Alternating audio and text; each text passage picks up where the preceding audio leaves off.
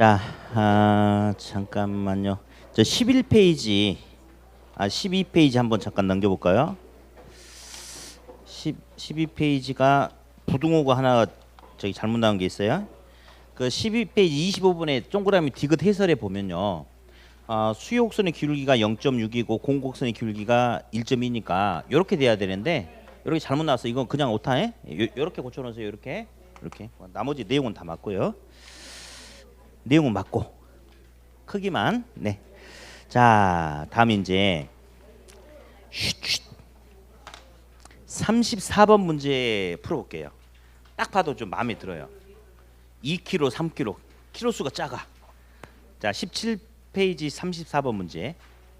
17페이지 34번. 자, 다음 그림을 보고 허프의 상권 분석 모형을 통해서 신규 매장 할인 매장의 이용 객수를 추정하시오. 공간 거리 마찰 계수는 2다. 그러면 그냥 2로 하면 된다고 그랬죠. 먼저 아무 생각 말고 먼저 소비자가 신규 매장으로 갈 확률이 얼마냐 이것만 찾으면 돼요. 그러면 자, 우리 이렇게 한다고 그랬죠. 보니까 인구가 5만 명인 도시가 있는데 신규 매장이 있고 기존 매장이 이렇게 있나 봐요. 이렇게 기존 매장까지 거리는 2km, 신규 매장은 3km. 여기 보니까 기존 매장은 4,000제곱미터, 신규 매장은 9,000제곱미터. 먼저 신규 매장으로 갈 확률 먼저 계산해 보는 거예요. 자, 소비자가 신규 매장으로 갈 수 있는 확률은 소비자는 분모 신규 매장으로 갈 수도 있고 어디로 갈 수도 있고 기존 매장으로 갈 수도 있죠. 두 가지 경우 중에 신규 매장으로 가는 거 찾으면 되지 않겠습니까? 그러면 어디 각각의 유인력 계산해 보자. 거리 제곱분의 질량이죠. 신규 매장 거리가 3의 제곱분의 9,000. 자, 3의 제곱은 9죠. 그러면 9,000을 9로 나누면 신규 매장의 유인력은 1,000. 다음 기존 매장 같은 경우는 거리가 2죠. 2의 제곱분의 4,000. 자, 그러면 2의 제곱은 4잖아요. 4,000 나누기 4는 1,000. 그래서 A도 1,000, B도 1,000 합치니까 2,000이죠. 그럼 둘이 똑같네요. 그러면 2,000분의 1,000이니까 신규 매장으로 갈 확률은 50% 절반 맞죠. 그러면 인구 5만 명 중에 절반이니까 2만 5천 명이 신규 매장으로 간다. 이렇게 하면 돼요. 자, 그런데 여기처럼 자, 인구 2만 5천 명 신규 매장으로 가는 거 맞죠? 근데 이제 문제 끝에 여기는 공간 거리 마찰 계수를 2로 한다라고 했습니까? 그렇죠? 자, 그런데 그 옆에 만약에 다만 여기 C도시라고 할게. C도시의 소비자 중에 80%만이 이 매장을 이용한다라고 가정한다. 이런 전제 조건이 가끔 붙기도 해. 그러면 확률은 똑같아. 50% 똑같은데 이제는 5만 명의 절반이 아니고 몇만 명? 5만 명이 80%는 4만 명 아니겠습니까? 그러면 4만 명을 기준으로 절반이 가야 된다는 거. 그러면 2만 명이 되겠죠? 그거 외에는 문제가 항상 똑같이 나옵니다. 예, 별 차이가 없어요. 근데 잠깐만 일단 답은 써놨는데 34번 문제가 있잖아요.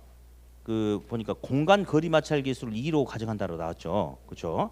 근데 일단 한 장을 더 넘겨가지고 전에 그 시험 출제위원이 문제를 잘못 내가지고 어떤 경우가 있었냐면 공간 마찰 계수, 그러니까 거리 마찰 계수, 그러니까 시험 출제위원도 있잖아요. 사실 그 대학교에서 강의하신 분들은 정확하게 세부 내용을 잘 몰라요, 사실은. 그래가지고 레일리의 이론과 허프의 이론의 그 차이도 잘 모를 거예요. 그냥 내는 거예요, 그냥. 그래가지고 이제 어떤 실수를 해버렸냐면 당연히 거리 마찰 계수는 2다라고 해가지고 대신에 거리 마찰 계수 2 이거 외에 다른 조건은 변화가 없으며 이거를 표현하려고 한 걸 갖다가 잘못해가지고 공간 마찰 계수는 없으며 0이며 이렇게 줘버린 적이 있어요. 그래가지고 오답이 나온 적이 있는데 다음부터 그런 일은 안 생길 거예요. 그러면 일단 35번, 36번을 묶어서 다시 풀어볼 건데 일단 35, 36번 묶어봐요. 35번 풀어볼게요. 자, 거주지 A에서 쇼핑센터 1으로 구매로 갈 수 있는 확률은 자, 단 공간 마찰 계수 2 동그라미 쳐봐요. 2. 그리고 소요 시간과 거리는 비례한다 이렇게 나왔죠. 그러면 쇼핑센터 1, 2. 에이 썩을 놈들 A, B 하면 좋을 텐데 발음 안 되게 자꾸 이렇게 내는. 아무튼 쇼핑센터 1, 2가 있죠. 1, 2 면적은 둘 다 똑같이 1000제곱미터고 A로부터 거리가 1은 5분, 2는 10분. 예, 그냥 5km, 10km 생각하시면 돼요. 예, 자 그러면 우리 해볼까요? 그러면 쇼핑센터 1으로 갈 수 있는 확률은 쇼 1하고 쇼 2로 갈 수 있죠. 이렇게 그 중에 쇼 1으로 가는 경우 찾으면 되는 거 아니에요? 그러면 해볼게요. 우리 각각 유인력 쇼핑센터 1의 유인력은 자 거리 얼마인가요? 5. 그냥 5의 제곱이에요. 이렇게. 예.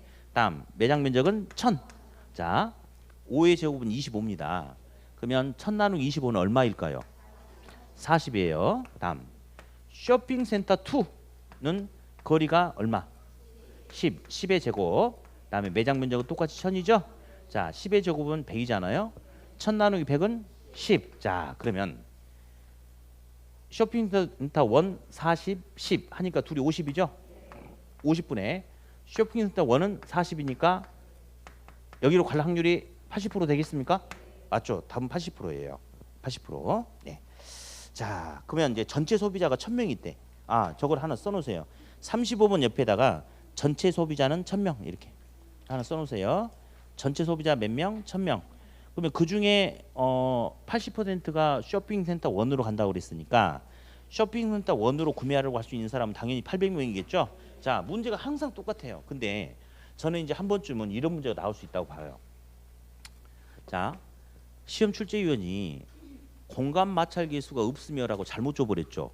그렇죠. 근데 사실은 그 모두 정답이 나왔었거든요. 그 당시에는. 근데 공간 마찰 계수를 0이라고 하는 전제 조건이 있기도 해요. 그러면 볼래요? 거리가 1km 떨어졌대. 1의 제곱은 1이죠. 뭐 이런 건 안 나오겠지. 1의 제곱은 얼마예요? 1이에요. 그렇죠? 2의 1승 얼마죠? 2죠. 2의 2승은요? 4죠. 근데 있잖아요. 1km하고 2km하고 어디가 더 멀어? 2km 멀죠? 그렇죠? 1의 0승이 얼마냐면 1이거든요. 2의 0승도 1이에요. 그러면 0승이라면 둘이 똑같아요? 그렇죠? 그래서 이제 어떤 이론도 있냐면 물리적 거리는 구매 행동에 있어서 전혀 영향을 미치지 않는다는 전제 조건이 있기도 해요. 그러면 이 소비자가 있는 위치에서 A 매장과 B 매장이 있는데 A 매장은 1km 떨어졌다. B 매장은 3km 떨어졌다. 근데 거리가 전혀 구매 활동에 있어서 영향을 주지 못한다면 그런 것도 있는 거거든요. 그러면 거리 마찰 계수를 0으로 주면 1km 떨어져 있든 2km 떨어져 있든 전혀 영향 준다 못 준다? 못 주는 거죠. 그래서 36번은 문제를 내봤어. 35번과 6번은 똑같은 문제인데 단 차이를 어디다 뒀냐면요. 문제 끝에 보니까 단 공간 마찰 계수는 뭐로 줬어요? 0 한번 동그라미 쳐봐. 0. 그러면 문제를 어떻게 푸냐? 더 쉬워요. 거리는 의미가 없어요. 의미 없어요. 볼래요? 공간 마찰 계수 0으로 한번 줘놓고 해볼까? 다시 해볼게요. 쇼핑센터 1까지 거리가 5km 했죠? 0승이면 1이에요. 그러면 쇼핑센터 1의 유인력은 그냥 1000이야. 쇼핑센터 2 거리 10이죠? 0승이면 이거 1이에요. 그러면 그냥 이것도 1000이에요. 그러면 결국 둘이 값은 똑같죠? 그러면 확률은 50%다. 이렇게 해요. 그럼 만약에 0이 나오잖아요. 그러면 거리는 무시하고 그냥 매장 면적만 가지고 그냥 따지는 겁니다. 면적만 가지고. 훨씬 더 쉽지 않나요? 그러나 모르면 못 풀죠. 모르면 못 풀죠. 그래서 자, 공간 마찰, 거리 마찰 계수를 0으로 준다면 거리는 무시하고 매장 면적만 갖고 하는 거예요. 면적만 가지고. 예. 그럼 우리 연습 다시 해볼게요. 자, 이렇게 한번 해볼까요? 소비자가 있는 위치에서 A 매장과 B 매장이 이렇게 있는데 A 매장까지 거리는 2km, B 매장까지 거리는 3km.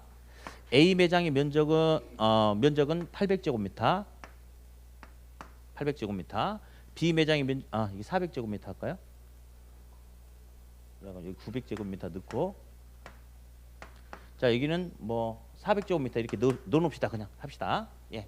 자, 그러면 거리 마찰 계수 2로 주면 A는 2의 제곱분의 400 하니까 2의 제곱은 4니까 400 나누기 4는 100이죠.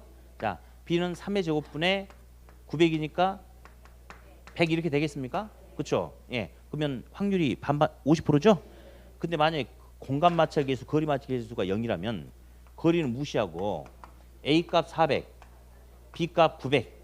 그중에 A로 갈 확률은 400. 이렇게 하면 된다고요. 그럼 훨씬 더 쉬운 거죠? 그래서 아무튼 문제를 오류를 내 가지고 그런 표현을 한번 제시했으니까 근데 정말 그런 이론이 있으니까 한 번쯤 그런 것도 생각을 해보자 해서 36번은 대비 차원에서 한번 넣어놨으니까 한번 보세요. 그러니까 지금 제가 35번 어디다 동그라미 치라고 그랬죠? 아니 35번 공간 마찰계수 2. 36번 문제 똑같은데 어디다 동그라미 치라고 그랬어요? 0 하라고 그랬죠? 한번 좀 신경을 좀 써놓고 한번 풀어보세요. 네.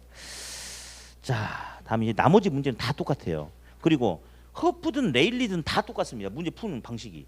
예, 방식이 다 똑같아요. 대신에 아까 이야기했죠? 그래 이렇게 하자고 그랬죠? 그 학생이 질문한 것처럼 선생님 거리 마찰계수가 2라고 있으면 2라고 풀고 없어져도 그냥 2라고 풀면 됩니까? 그렇게 하세요.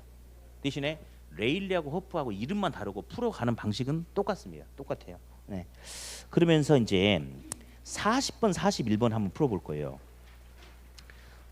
40번 뭐 전형적인 시험 문제인데 41번은 아직 안 나왔거든요. 그래서 한번 해보려고. 일단 우리 40번 먼저 해볼게요. 그냥. 자, 40번. 자, A 도시와 B 도시 사이에서 C 도시가 있는데 C 도시는 A 도시로부터 5km 떨어졌대요. A로부터 5km 떨어졌어요. 예. 다음에 B 도시로부터는 10km 떨어져 있다. 그리고 A 도시의 인구는 5만 명. 그 다음에 B 도시의 인구는 10만 명. 10만 명. 자, 그랬을 경우에 C 도시 소비자는 3만 명이다. 3만 명. 3만 명. 자, 이랬을 때 레일리의 밑줄 긋지 마. 네. 레일리의 소매 인력 법칙을 적용할 경우 C 도시에서 A 도시와 B 도시로 구매 활동에 유인되는 인구 규모는 그러니까 결국은 C 도시에서 A로 갈 확률을 먼저 계산해 가지고 B 도시로 갈 확률을 먼저 계산해 가지고 하면 되거든요. 똑같아. 근데 문제 끝에 거리 마찰 계수가 있어요, 없어요? 없죠. 그럼 그냥 2라고 풀면 돼. 아까처럼. 우리 그러면 딱 하나만 계산해 보자. 소비자가 A로 갈 확률을 계산해 보자. 그러면 소비자는 A로 갈 수도 있고 B로 갈 수도 있는 거 아니에요, 이렇게? 그러면 A의 유인력 아까랑 똑같습니다. 자, A 유인력. A는 거리 얼마? 5죠. 자, 마찰계수 없죠. 그러면 2라고 하는 거예요, 이렇게. 5의 제곱분의 5만. 네, 좀 부담스럽다. 아까는 2의 제곱분의 400, 4000 이런 게 참 마음에 들었는데 계산기 쓰면 돼. 5만 나누기 5의 제곱은 25죠. 자, 나도 해봐야지. 5만 나누기 25 딱 치니까 그냥 2000 나오네요. 2000. 2000. 다음 B 해볼까요? B. 자, B 거리 10이죠. 자, 마찰계수 없으면 제곱이야. 응? 다음 10만 명이죠. 10의 제곱은 100이거든요. 그러면 10만 나누기 100 딱 쳐보면 1000이 돼요. 그러면 A 값 2000, B 값 1000 하니까 둘이 합치니까 3000이죠. 3000. 3000 중에 A 값은 얼마예요? 2000 아니겠습니까? 그러면 결국 소비자가 A로 구매하러 갈 확률은 3분의 2다 이거 아니에요? 그렇죠? 그런데 C에 있는 소비자가 3만 명이야. 그러면 3분의 2라는 것은 세 조각 중에 두 조각이 A로 가고 나머지 한 조각이 B로 가는 거죠. 그러면 우리 3만 명을 3으로 나눠보니까 10,000명 아니에요? 10,000명? 그러면 10,000명이란 조각이 몇 조각이 있어야지? 세 조각이 있어야지 3만 명이 되죠. 그럼 이 세 조각으로 나눴을 때 두 조각을 A가 두 조각이 간대. 그럼 A로 가는 소비자는 몇만 명? 2만 명. 그렇죠? 전체 소비자 중에 A로 가는 소비자는 2만 명. 나머지 3분의 1이 B로 가니까 B로 가는 소비자는 1만 명. 이래요. 어때요, 여러분? 허프랑 레일리랑 똑같지 않습니까? 푸는 게 똑같아요. 한 번 더 잔소리 합시다. 거리 마찰 계수가 2라고 있으면 그냥 2라고 풀고 없으면 2라고 하고 그러면 되는 거예요, 그냥. 예. 근데 이제 아무튼 앞전에 연타로 지금 레일리가 두 번 났으니까 허브게 나올 겁니다. 근데 그냥 나오면 그냥 하는 거고 대신에 거리 마찰 계수 2라고 주면 2의 영승이든 3의 영승이든 5의 영승이든 다 1이죠.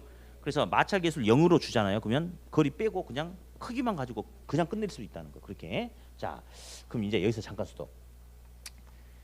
여기까지가 이제 시험에 나오는 문제인데 아직 안 나왔던 게 41번이 안 나왔어요. 하기 전에 우리 잠깐 볼래요? A 매장과 B 매장은 서로 경쟁자인가요? 맞다고 해. 서로 경쟁자냐고. 그래. 한 번에 끝내게 한 번에. 왜냐하면 서로 C에 있는 소비자를 자기 쪽으로 끌어당기려고 하는 경쟁자 아니에요. 그러니까 예를 들어서 우리 학원과 인접에 또 학원들 있잖아요. 그러면 서로 경쟁자 맞죠? 소비자를 서로 자기 쪽으로 당기려고 하니까 그러면 A 매장 입장에서는 B로 가는 소비자는 자기의 절반이 간다라고 이야기할 수 있겠어요? 그렇죠? B 매장이 봤을 때 A로 가는 소비자는 자기 두 배나 된다라고 이야기할 수 있겠어요? 그게 아직 시험에 안 나왔는데 한번 나올 수가 있어요. 그래서 어떻게 푸는 거냐?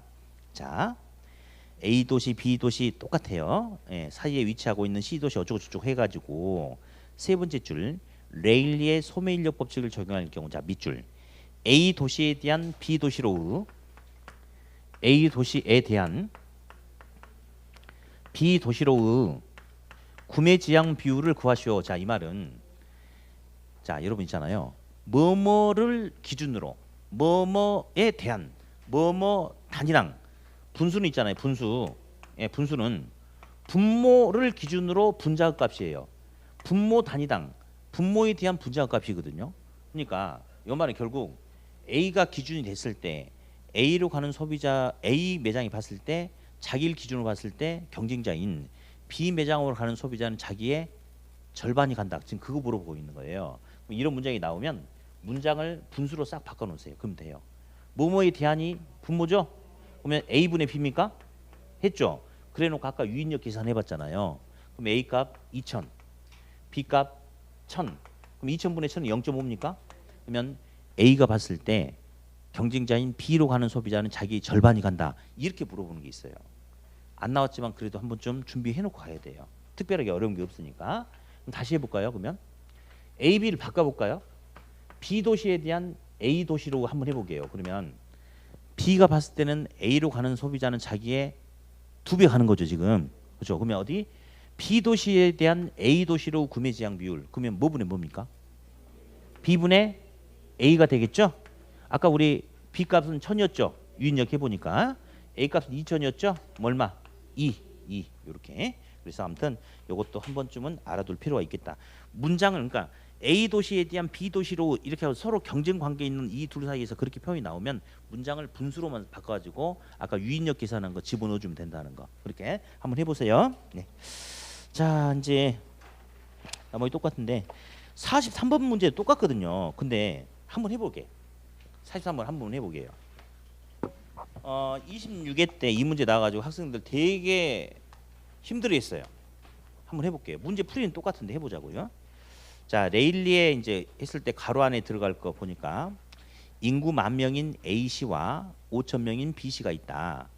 A시와 B시 사이에서 인구 9,000명인 신도시 C가 들어섰는데 C 도시로부터 A시, B시까지 직선 거리는 각각 1km, 2km 이다. 야 근데 잠깐만요.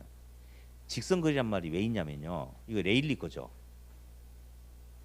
근데 사실은 직선 거리는 가깝지만 접근성이 나쁠 수도 있고 그런 거지 않습니까? 근데 레일리는 실질적으로 도달할 수 있는 시간, 교통, 거리 개념 고려해 안 해.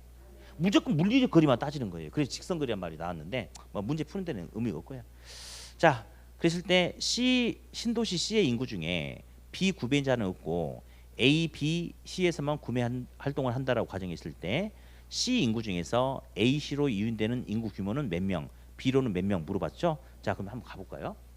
C 신도시가 들어섰나 봐요. 그랬을 때 A 도시하고 B 도시가 이렇게 있는데 A 도시는 보니까 1km, B 도시는 2km죠. 저 A 도시의 인구는 보니까 10,000명, 10,000명인가? 10,000명이에요? 10,000명. B 도시는 5,000명이죠. 5,000명. 자, 그러면 우리 A 도시로 가는 거 하나만 계산하면 돼요. 아까처럼 똑같이 하면 돼요. 그냥 소비자가 A로 가는 확률. A로 갈 수도 있고 B로 갈 수도 있다. 그 중에 A. 자, A의 유인력. 자, A는 거리 얼마예요? 1이죠. 1의 제곱분의 10,000. 그러니까 그냥 10,000. 맞죠? 그렇죠? B는 있잖아요. B는 거리가 2km예요. 2의 제곱분의 5,000이죠? 2의 제곱은 4거든요. 그러면 5,000 나누기 4 한번 쳐보면 쳐봐. 그래, 내가 써놨는데 지금 눌러보시면 좋겠다 생각이 듭니다. 한번 해보게요. 자, 눌러봐요. 5,000 나누기 4 하면 1250이 됩니까? 아, 그러면 보세요. 지금 아까랑 계산하는 게 아무 문제가 없잖아. 지금 뭐 다 끝났겠다. 그러면 A, B 합치니까 분모는 11,250이죠? 그럼요. 그렇죠. 그다음 분자는 A가 얼마예요? 10,000인가? 예. 자, 이제 다 같이 눌러볼 거예요. 10,000 나누기 11,250 쳐봅시다. 10,000 나누기 11,250 딱 쳤더니 황당한 숫자가 나와버려요. 그래가지고 학생들이 쫄아버린 거야. 왜? 여지껏 시험 우리가 공부하고 기출 문제를 보면 무조건 답이 떨어졌지 이런 건 한 번도 본 적이 없거든요. 이렇게 되면 자기 자신을 믿을 수가 없는 거예요. 다시 눌러보는 거죠. 진짜 그래요. 그러면 이제 쫄아 이제 정확히 눌러 만 하나 둘 셋 넷 해가지고 예. 사람 심리 어떤지 알아요? 원래 동그라미 하나가 있고 두 개 있잖아요. 평상시에는 만 할 때 동그라미 두 번 눌러 만 이렇게 하는데 방금 그런 상황이 생기면 못 눌러. 이제 만 하나 둘 셋 넷 이렇게 눌러. 나누기 11,250 아이씨 또 이 모양이야. 그러니까 이제 놔두고 B를 한번 해봐. B를 해보면 어떻게 되는지 알아요? B를 해보면 어떻게 되냐면요 11,250이고 B 값이 얼마냐 1,250이야. 그럼 이제 이게 믿음이 안 가니까 1,250 나누기 11,250 딱 치니까 또 이게 또 이상한 숫자도 나온 거야 이렇게. 그죠? 근데 사람 숫자를 물어봤죠. 그러면 여기다가 C도시에 있는 사람이 아까 9,000명 있다. 얼마 있다고 그랬지? 9,000명 있다고 그랬나요? 9,000명 곱해 보는 거야. 그냥 곱하기 9,000명 쳐보면 B 같은 경우는 999명 이렇게 나왔잖아요. 9점. 그러면 사람을 조각을 낼 수는 없잖아. 그러면 대충 1,000명.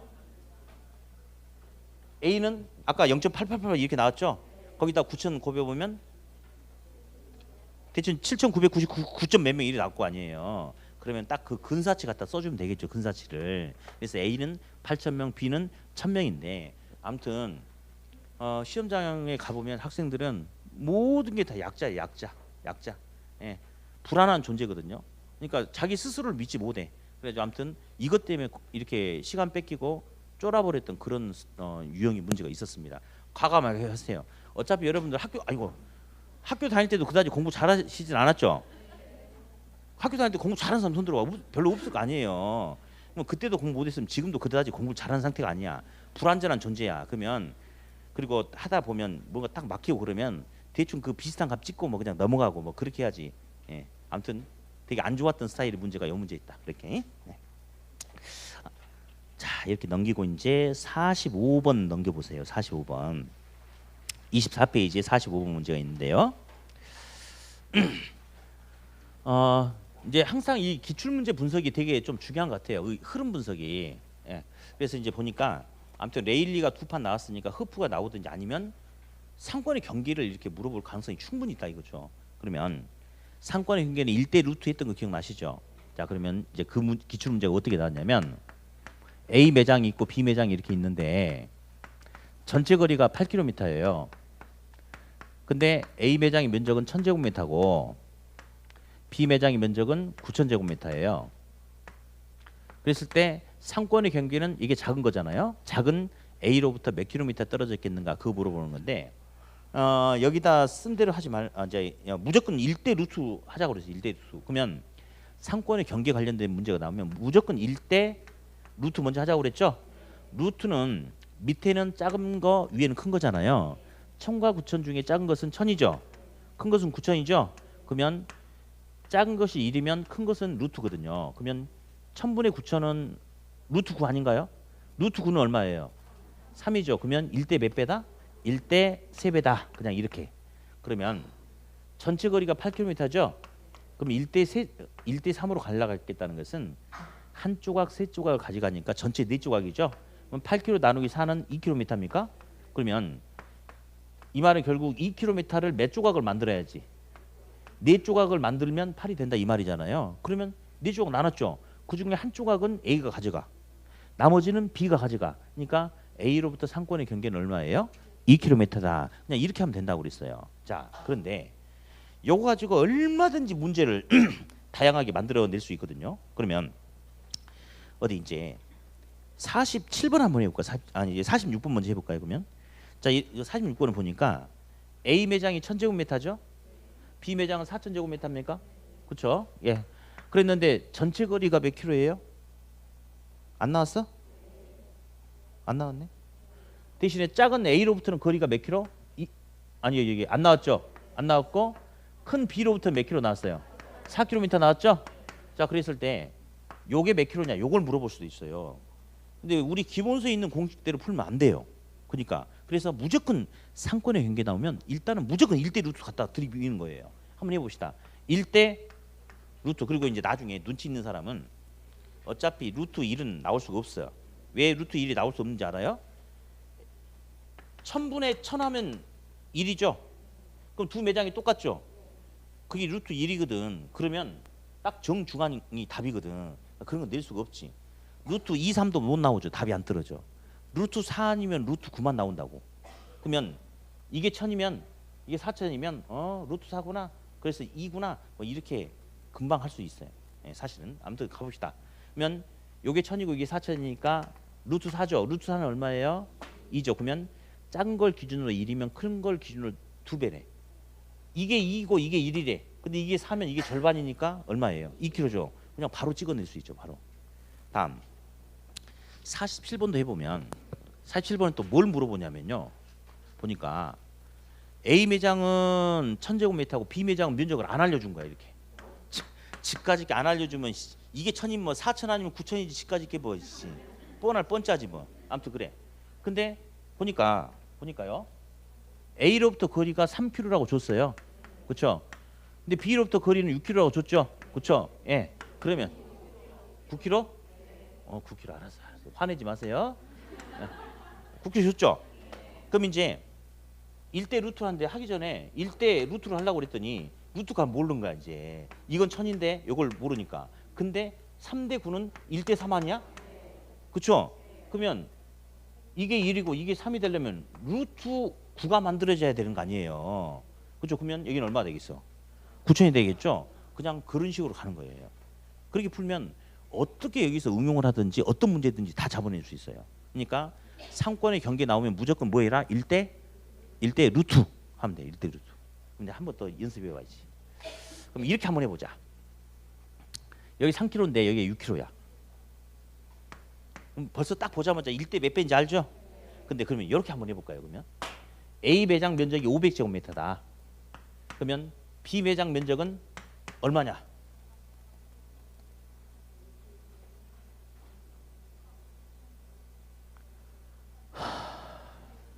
천이라고? 그러니까 우리는 무조건 1000제곱미터가 나와야겠구만 한쪽이. 거리는 1대 2배죠? 1대 그냥 2가 아니고 루트를 통해서 2가 만들어져야 돼. 루트 4가 돼야 되겠 4. 그럼 얼마가 돼야 돼? 어머 상태 되게 안 좋네. 아까 1000으로 여기 1000일 때는 금방 따라오더니 2000이 돼야지. 루트 4가 만들어지는 분모가 500이니까 분자는 2000이 돼야 되지 않을까요? 그래요. 제가 기도할게요. 무조건 작은 매장은 실제 시험처럼 무조건 1000제곱미터가 나오도록 제가 기도할 테니까 아무 걱정 마세요. 아우 되게 안 좋은데요? 안 좋은지 알았지만 심각한데? 자 26페이지. 26페이지는 이제 이번에 계산 문제가 나오겠죠. 예. 나왔다 안 나왔다 하는데 지금 26일 때 나오고 작년에 한 번 안 나왔어요.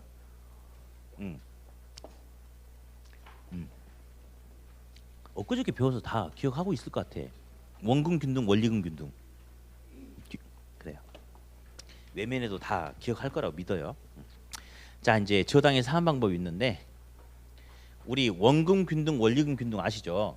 예. 자 그러면 어디 1억 원을 10년 만기로 갚는 거예요. 연 이자율이 10%고 연 저당 상수는 뭐 이렇게 0.1627이다 이렇게 해놓고 저번 주 했던 거죠. 그저께. 그랬을 때 원금 균등과 원리금 균등에 의한 거 한번 해볼게. 그냥 해보자.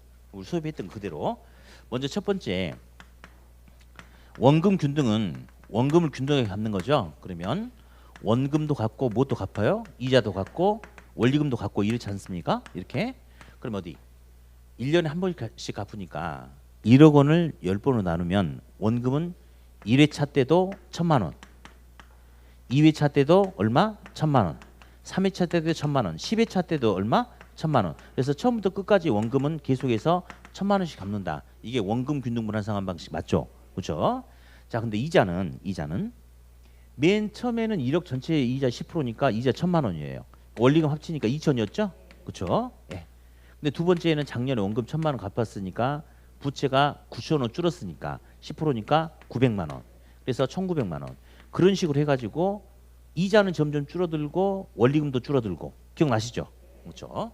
다음 두 번째 원리금 균등분할 상환 방식은 우리 원리금 계산해 보자. 원리금은 1억 곱하기 저당 상수 0.1627 하면 원리금 얼마 돼요? 1,627만 원이 됩니까? 이게 바로 이름이 원리금이죠. 원리금. 여기서 이제 이자를 빼면 1억 곱하기 이자율 10%. 이자율은 빌린 돈에 10% 곱하면 되니까 그럼 이자는 1,000만 원이 되겠어요? 1,000만 원 이자. 그러면 여기서 원리금에서 이자를 빼면 627만 원이 되죠. 이게 바로 원금 아니겠어요. 그래서 첫 번째 1번은 지금 뭐라고 물어봤냐면 1억 원을 10년 만기 연이자율 10%로 매년 말에 상환하는 조건으로 대출을 신청하려고 한다. 그러면 원금 균등분할 상환 방식과 원리금 균등분할 상환 방식에 의할 경우 각각 첫 해 말에 잔금이 얼마냐. 그러니까 10번 중에 한 번을 갚았을 때 부채 잔금이 얼마가 남아있냐. 그거 물어보는 거거든요. 그러면 원금 균등은 무조건 1,000만 원씩 똑같이 갚았잖아요. 그러니까 한 번 갚았으니까 1억 중에 1,000만 원 갚았으니까 9천 남았죠.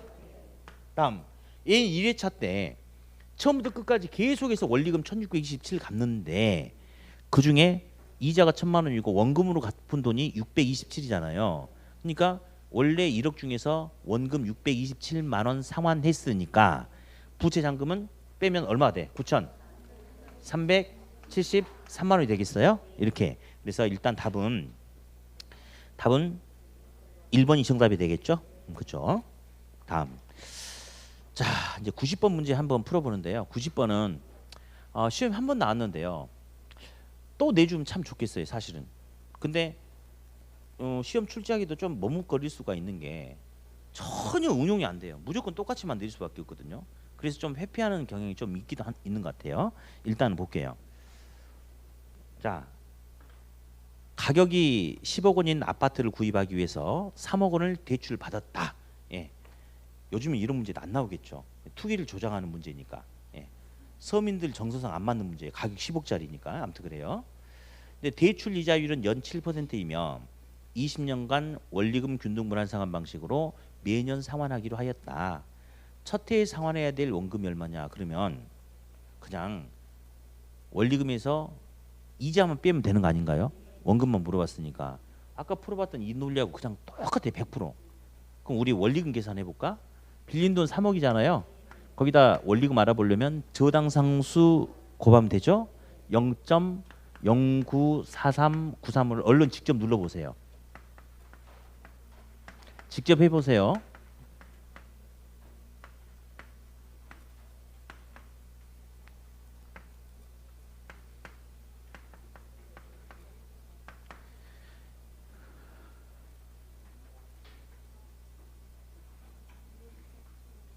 네, 2,831만 7,900원이라고 원리금이 나와 있죠. 그럼 이제 원금 물어봤으니까 이자 빼면 돼. 이자는 빌린 돈 3억 곱하기 7% 0.07을 다시 또 눌러보니까 눌러봐요 직접.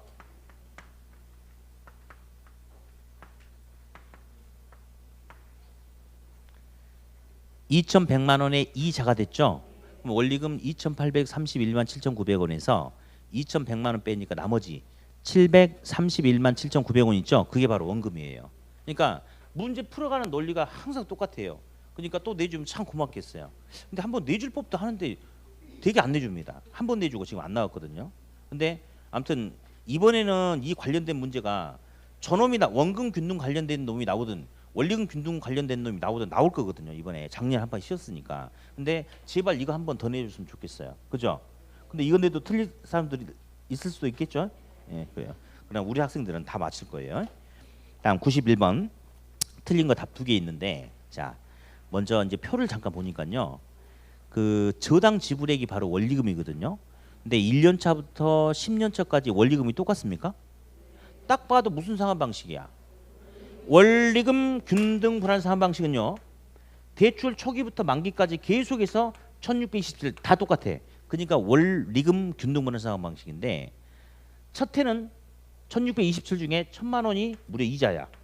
이자에 차지한 비중이 컸죠. 원금이 차지한 비중이 작죠. 그런데 시간이 가면 갈수록 원금의 일부를 상환해 나가기 때문에 부채가 줄으니까 이자가 점점 줄어들어. 그래서 시간이 가면 갈수록 이자는 점점 줄어들고 원금이 차지한 비중은 점점 커집니까? 이런 구조란 말이에요. 예, 어디 보자. 1번 대출 원금의 저당 상수를 곱해서 매년 동일하게 지불되는 원리금을 계산한 것으로 원금 균등 분할 상환 방식에 의한 대출이다. OX X 원리금 균등 분할 상환 방식에 의한 대출이죠. 그렇죠. 다음 두 번째 첫 해 원리금을 지불했을 때 잔금액은 1627만 원이 매월 지불하는 원리금입니다. 그 원리금의 잔금은 무슨 계수를 곱한다고 그랬죠?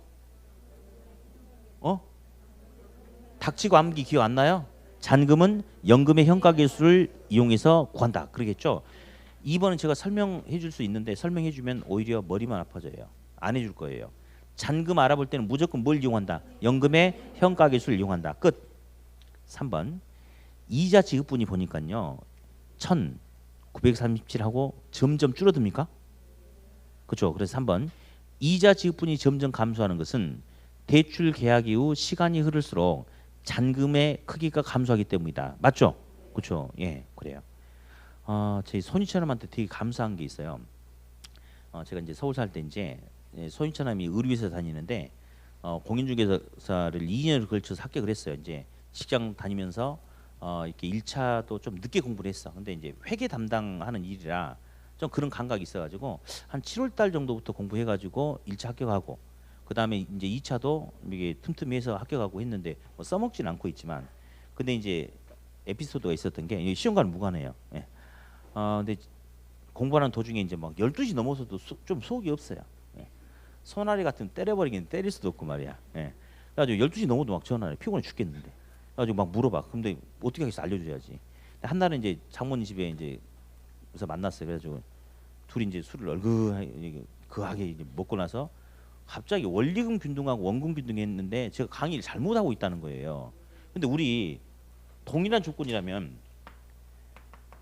원리금 균등하고 원금 균등하고 동일한 조건이라면 기간 전체 기간 내에 총 지불되는 원리금 어차피 원금 똑같으니까 이자 크기 얘가 더 큰 거 아니에요? 맞잖아요. 얘는 부채를 빨리빨리 까나가고 얘는 부채를 짊어지고 가고 있으니까 똑같은 이자율이 하더라도 총 지불되는 이자는 얘가 더 큰 거 맞지 않습니까?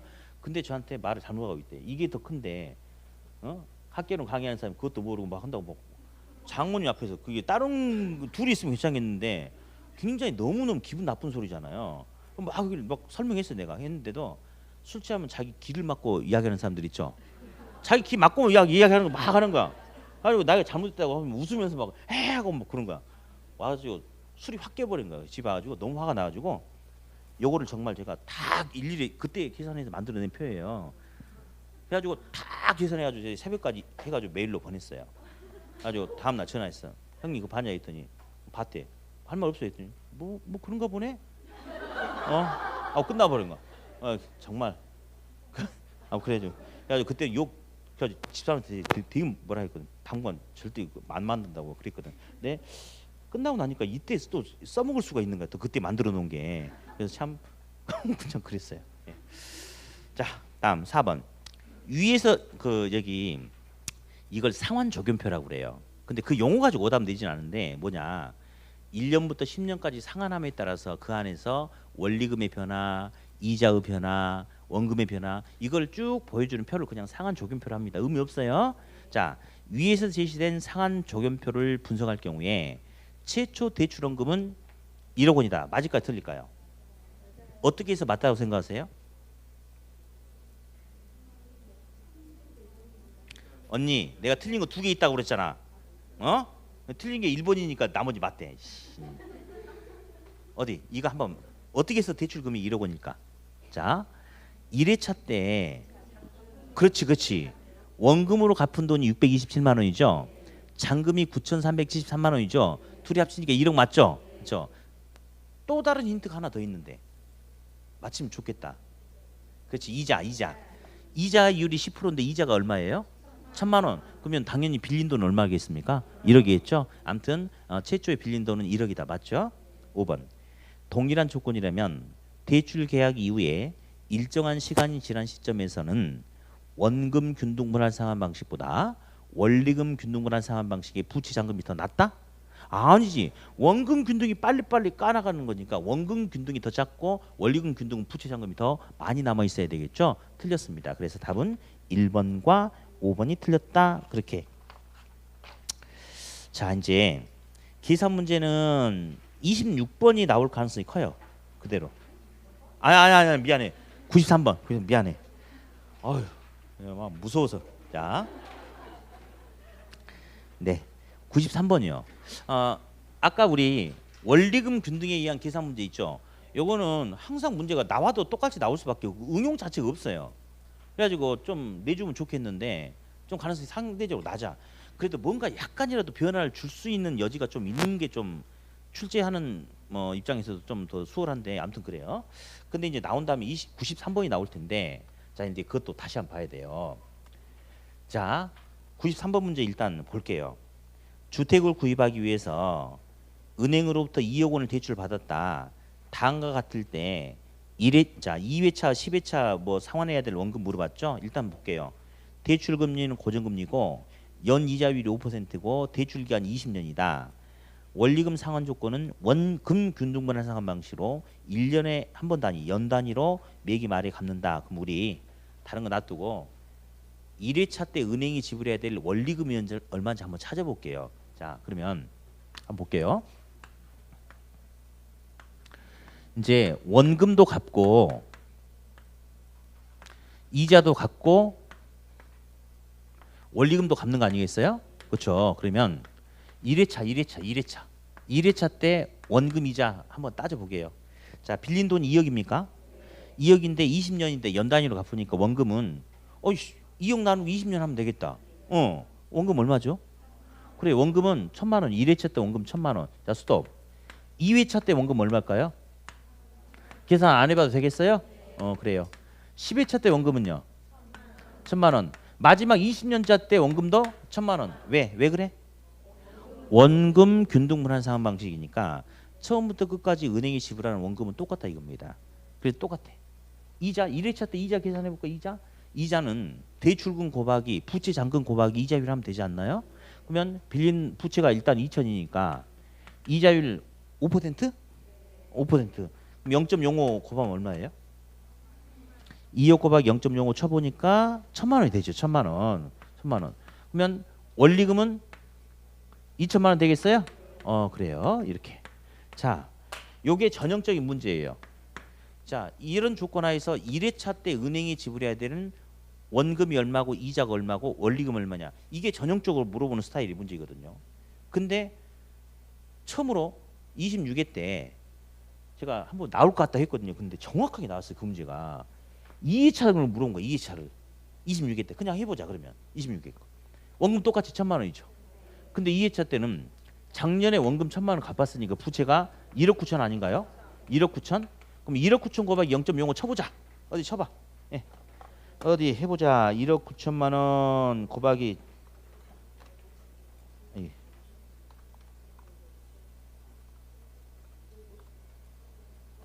해볼까 얼마 났어요? 950만 원? 좋아. 이자가 950만 원, 원리금은 1,950만 원이죠? 이게 앞전에 시험에 나왔어요. 26회 때, 재작년에. 그러면 이제 또다시 안 물어보면 이제 똑같이는 안 물어보거든요. 항상 뭔가 약간 변화를 주거든. 그러면 잠깐만요. 이번에 시험에 나온다면 작년에 계산 문제 가지고 그 난리가 한번 났잖아요. 그러면 보상 차원에서 우리 이런 게 있더라고요. 25회 때 갑자기 계산 문제가 확 10개 넘게 나와버린 거예요. 까탈스러운 것도 있고 완전히 계산 문제를 전혀 안 하는 학생들 사실 많이 있었거든. 한 6개 이렇게 나왔으니까 5개 나오기도 하고. 그러니까 계산 문제 찍자고 생각하시는 분들은 다 떨어져 버리셔요. 다. 그래가지고 좀 문제가 있었어요. 좀 말도 많고. 그러니까 26회 때는 아이고 시끄러운 거 귀찮다 이거예요. 그래가지고 계산 문제를 전부 다 기본형으로만 다 내버린 거야. 기본형으로만. 그러니까 이제 학생들이 26회 시험 보고 거의 맞춘 거죠. 거의. 가지고 이거 그 계산 문제 대충 해도 돼. 근데 앞전에 또 확 틀어버린 거야 이제 이렇게. 그러니까 이제 또 게다가 두 개가 정답 없음 나와버렸죠. 뭐 올해는 계산 문제 가지고 또 너무 틀어버리다가 혹시 작년처럼 그런 문제가 생기면 또 시끄럽잖아요. 그러니까 기분에 충실하게 그냥 주고 그냥 아무 말 없이 끝내버리려고 할 수도 있을 수도 있어요. 예. 근데 그 가능성이 아주 높진 않아요. 예. 하지만 일부 문제는 분명히 그냥 기본형을 줄 가능성이 충분히 있단 말이에요. 준다면 이번에 시험에 나온다면 재작년 요거 나왔으니까 요건 절대 안 물어보겠죠. 요거 그냥 물어보고 끝낼 수도 있어요. 대신에 원로 물어보는 거 물어볼 수 있겠죠. 원로. 그래서 92번 문제가 그 문제인데 보지 마. 여기 주목해. 집에 가서 봐. 연단이죠. 원로 하면 차이가 12달 차이가 있어요. 여기 주목했어요. 은행으로부터 2,400만 원 빌린다. 대출 기간이 10년이다. 그럼 연단위로 하면 매년 원금 얼마씩 갚으면 돼? 240. 240. 원로 하면 나누기 12 하면 20만 원. 딱 그렇게 해서 아예 시험 문제를 원로 해가지고 1회차를 그냥 물어볼 가능성이 있어요. 오히려 그게 더 클 수도 있을지도 몰라. 근데 다시 또 이거 가지고 도전한다면 이제는 이런 거 안 물어보고 이런 거 한참 뒤에 떨어져 있는 거 이런 거 있죠. 이런 거 물어볼 가능성이 있어요. 전혀 문제 안 돼. 볼래요? 이렇게 하세요. 원금 똑같죠? 이자는 가면 갈수록 줄어들까? 줄어들지. 계속 원금 갚아 나가니까. 근데 우리 보세요. 원금 균등분할 상환이라고 그랬죠? 그러면 원금을 균등하게 똑같이 나눠서 갚는다? 그럼 이자도 똑같은 금액으로 자, 원금 부채가 똑같은 크기로 줄어들면 이자도 똑같은 크기로 감소하게 돼 있죠. 그러면 어떻게 하느냐?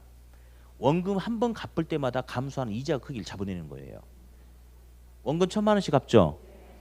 이거에 대한 이자 계산해봐. 1,000만 원 곱하기 0.05 쳐보면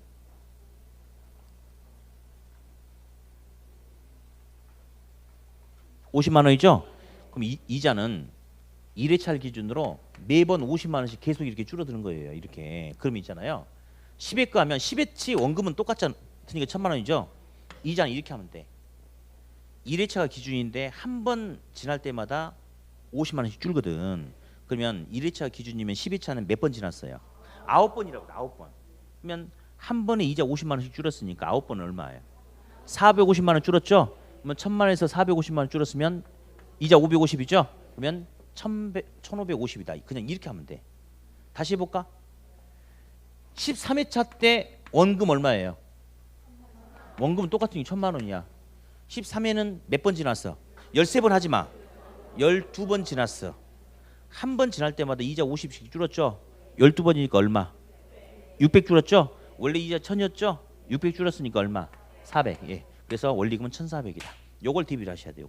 요거를. 예. 그래서 아무튼 만약에 원로 나오면 전혀 문제 안 돼요. 연을 월로 바꿔주면 끝나. 아무 문제 없음.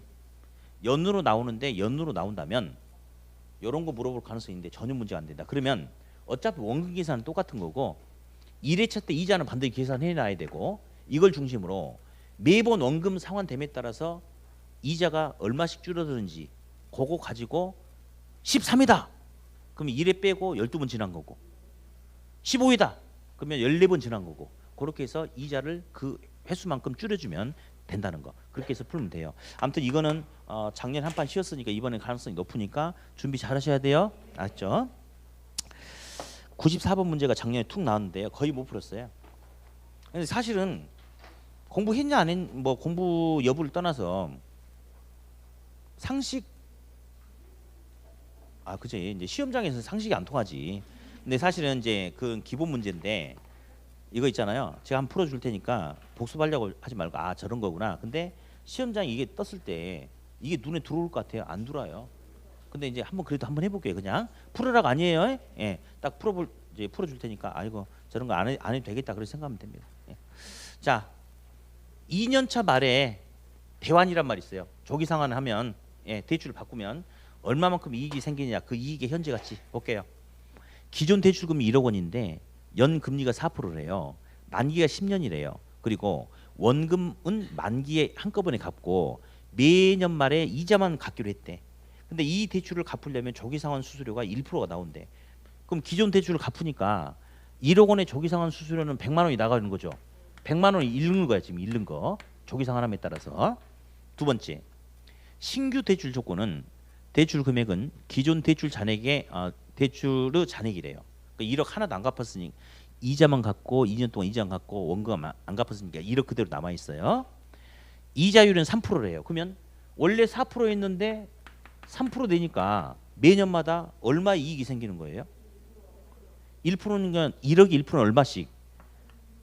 1억이 1% 100만 원 이익이 생기는 거죠 매년마다. 네, 그렇죠. 그러면 총 10년 중에 2년 갚았으니까 몇 년이냐면 1년, 2년, 3년, 4년, 8년 동안 종전의 대출에 비해서 100만 원의 이자 비용 부담을 줄일 수 있겠습니까? 이렇대요. 대신에 취급 수수료는 취급 수수료는 요거 싼 3%로 싼 금리를 빌리기 위해서는 저당 설정 비용으로 취급 수수료로 대출 받고자 하는 돈의 1%를 내라고 하는 거야. 그럼 1억이 1%니까 얼마예요? 100만 원을 추가적으로 더 내래. 그러면 갈아타기 함으로써 나는 조기 상환 수수료 100만 원, 새로운 대출 받느라고 100만 원, 200만 원 희생했죠. 대신에 100만 원씩 앞으로 8년간 이익을 볼 수 있대. 근데 이것을 현재 가치 알아보려면 연금이잖아요. 똑같은 돈이니까. 연금의 현재 가치 알아보려면 연금의 무슨 계수? 현가계수 이용하면 되겠죠. 그러면 거기 밑에 보니까 8년짜리 연금의 현가계수가 얼마냐면 7이래. 그러면 100만 원 곱하기 7하면 현재 가치는 700이죠. 내가 얻을 수 있는 싸게 얻을 수 있는 가치는 700이래. 근데 이걸 얻기 위해서 200만 원을 두 번 희생했죠. 그렇죠? 그러니까 이익의 조기 상환을 통해서 얻을 수 있는 이익의 현재 가치는 얼마다? 500이다. 이렇습니다. 그러니까 계산 자체가 어려운 건 아닌데요. 시험장에서 이 문제는 차라리 이렇게 긴 문제보다 더 못한 문제예요. 더 못한 문제. 그래서 풀어보되 이런 문제 걸리면 중간에 풀면 안 돼요. 점프했다가 다 끝난 다음에 하셔야 돼. 근데 거의 대부분 이런 문제는 아니 몇 번 찍어라가 아니고 이런 문제는 있잖아요. 답이 뒤쪽에 있는 여러분 찍으면 계산 문제 무조건 4번 5번 찍는 거야? 그런 거 아니에요. 그게 아니고 이제 좀 이따가 우리가 이제 그건 나중에 알려줄 거고 밥 먹고 참 이런 게 있어요. 아유 참 계산 문제도 저 뒤에가 답이 있는 게 있어. 그러면 나온 김에 무서운 사람들이네. 또 그래놓고 우리 선생이 4번 5번 찍으라고 해서 그럴 거 아니야 또. 예를 들어서 그 42페이지에 있는 어디 41페이지 잠깐 가볼게요.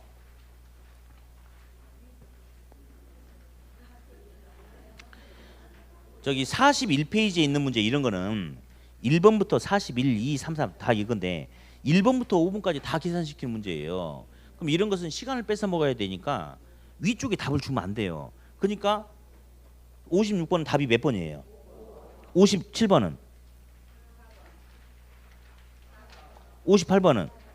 지금 답에다 제가 다 체크해놨어요. 지금 답에다 59번도 5번.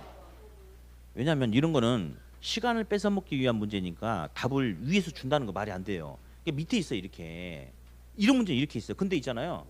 제가 어떤 문제는 기출 문제인데 빼버렸어요. 왜? 못 푸는 문제가 있거든요. 근데 그것도 오류 맞아가지고 이게 복선과 맞은 문제가 있는데 뭐가 있냐면 표준 편차를 직접 계산하는 게 있어요. 못 풉니다.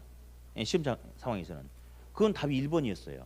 그러니까 이제 어떤 게 있냐면 물론 그런 룰이 있는 건 아닌데 이런 문제 같은 경우 무조건 답이 밑에 있어요. 근데 왜 밑에 있는지 알아? 이거는 문제 읽어볼까요? 부동산 투자와 관련된 설명 중 틀린 것은 이렇게 나왔어. 뭐를 구하시오가 아니야. 어떤 값을 계산하시오가 아니고 그냥 틀린 것은 지문 있고 알아봐봐 이런 식이야. 그러니까 시간을 뺏어 먹으려고 하니까 답이 밑에 있어요. 근데 어떤 문제는 있잖아요. 이런 문제도 마찬가지고 계산 문제 자체가 어려워요. 그래가지고 이걸 통해서 어떤 값을 구하시오라고 문제에 명확하게 나와 있어요. 그런 것은 답을 굳이 뒤로 뺄 이유가 없거든요. 왜? 찍어서 해결될 문제가 아니고 답을 풀어야지 답이 나오는 거거든. 통상적으로 그런 문제는 거의 답이 2번, 3번 앞쪽에 거의 여지껏 보면 좀 많이 있어요. 그러니까 무조건 4번, 5번 찍어라 이렇게 하시면 안 돼. 내가 그리고 언제 4번, 5번 찍으라고 안 했어요? 했어요? 아니 한 게 아니고 이제 시간이 없으면 이제 잘 생각해봐라 이거지. 무서운데? 나중에 소송하는 거 아니야? 그러다가 그럼 오늘부터 수업 그만하겠습니다. 무서워서 못하겠어요. 자 30페이지 펴놓고 딱 5분만 쉬었다가 바로 할게요. 5분만 쉬었다가